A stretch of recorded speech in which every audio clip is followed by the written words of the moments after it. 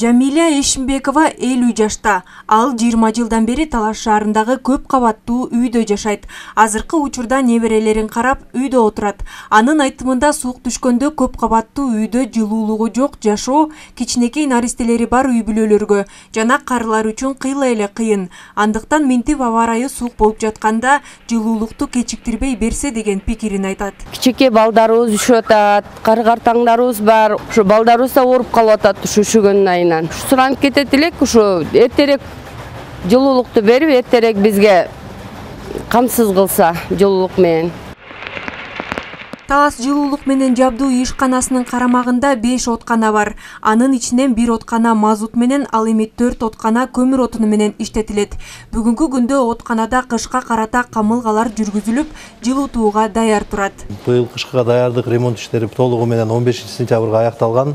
Азыр отканаларыбыздын бардыгы дайын, от жаганы дайын да. Отун маселеси боюнча айтып кетсек, мазут менен көмүр отуну ташылып келүүдө. Көмүр 50% келип калды. Мазут отуну болсо 200 тоннадай келди. Бул деген бизде 1 айлык, 1,5 айлык запасыбыз бар. Үзгүлтүк болбойт, график боюнча келип атат. Нормасы менен беребиз да, биз мэриядан буйрук келсе эле. Талаш шаардык мэриясы шаардыктардын үйлөрүнө качан жылуулук берилерин маалымдады. Жылуулук 5 күн катары менен абанын орточо температурасы +8 градустан төмөндөгөндө гана бериле баштайт. Алгач бала бакчалар, ооруканалар, төрөтүйлөр жана социалдык коргоо мекемелери, андан кийин турак жайлар менен өнөр жай ишканалары жылуулук менен камсыздалат. Эгер жылуулук берилсе, ошол бойдон жылуулук берүү токтобойт.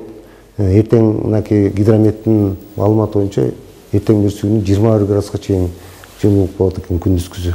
Туура эмес болуп калат да, жылуу болуп турса эмне үчүн от жагылып атат деген маселе көтөрүлүшү мүмкүн. Ошон үчүн жана айтып кеткендей, өзүнүн эрежеси боюнча аба ырайы +8 градустан ылдый болгондо ошондо гана жылуулук берилет да. Белгилей кетсек, быйыл башка жылдарга салыштырмалуу күн жылуу. Шаарыбыздагы көп кабаттуу үйлөргө, бардык социалдык мекемелерге бул жылы жылуулук болжол менен 10-15 күндүн ичинде, тактап айтканда ноябрь айынан баштап бериле тургандыгы айтылды. Жаркынай Тургунбекова, Байжан Мирбеков, Урмат Тогдурбек уулу, Талаш шаары.